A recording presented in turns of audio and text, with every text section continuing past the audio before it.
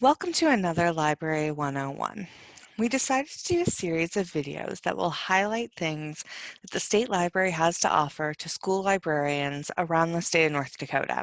This video will feature the State Library's website, which hosts a plethora of information for any type of librarian.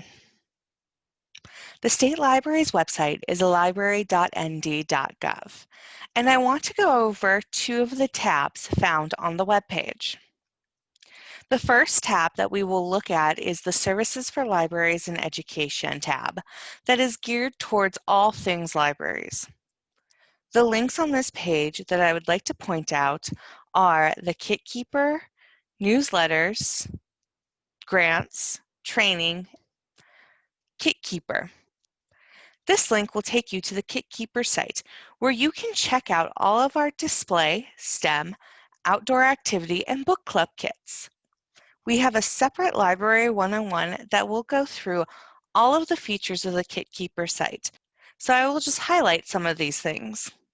Our STEM and outdoor activity kits were grant funded by the Grand Forks Air Force Base School Liaison Office and can be checked out by school librarians. A school or public library can check out 3 of these kits at one time. The book club kits can be checked out by anyone and come with 10 books in each kit. If a teacher needs more copies, then they will need to get approval to interlibrary loan them. The display kits are available only for libraries and come with a pop-up banner and other items around the theme. Each kit can be checked out for 8 weeks at a time.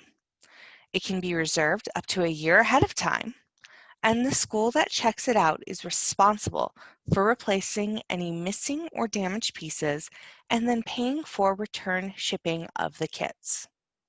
Grants. The grants that we have on our page are for the grants offered by the North Dakota Library Coordinating Council to the library community. These grants rotate each year depending on the needs of the community and the funding of the council. The grants are open to publicly funded schools that have a certified librarian who provides 15 hours of service per week. Newsletters. The State Library has 2 newsletters. One is the Connections and the other is the Flicker Tale. The Connections is for the public and for state agencies and is monthly. The Flicker Tale is now a weekly newsletter that will still have all of the favorites of the monthly one, only in a shorter, more spread out format. This newsletter is geared towards all types of librarians.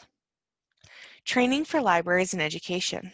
This page lists all of the trainings that the State Library hosts for school, public, and academic libraries throughout the year. We have 2 professional development opportunities per year. The first is at our Renewal and Development Conference in April.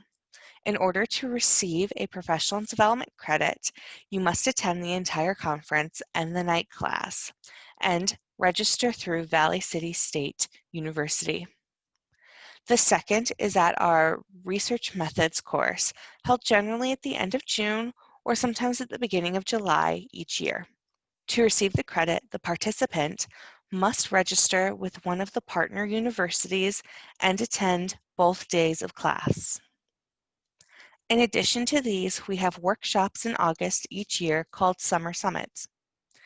Each year we discuss different topics in the library profession. These workshops are set around the state so as many people can attend as possible. Finally, we do a monthly webinar on a different topic that is relevant to the library profession. These are generally on the second to last Thursday of the month and are recorded and put on our YouTube channel. On the webinar page, you can see the descriptions for the current month and the next month, as well as an embedded recording of the previous month's webinar. If you cannot attend due to class scheduling, please register so that you receive the recording and the materials once they are available. Online resources or the Databases tab. This page lists the databases that the State Library subscribes to or thought would be good for research by our users. On this page, we have curated the databases to include the most popular ones that are used by our patrons into subject categories for easy use. For example, all the databases that will be particularly useful to students are found under Students. The page is organized alphabetically, so this example is at the bottom of the page. These databases can be accessed through any computer connected to the school's network or with the remote access code of the school. Some of these can only be accessed in a public or school library, and others require a public library card to access. The one that can only be accessed with network connection is Ancestry Library Edition. The ones that need a public or state library card to access are RB Digital, Universal Class, and Mango Languages. I will touch more on the remote access code in another video. Thank you for joining me for another Library 101.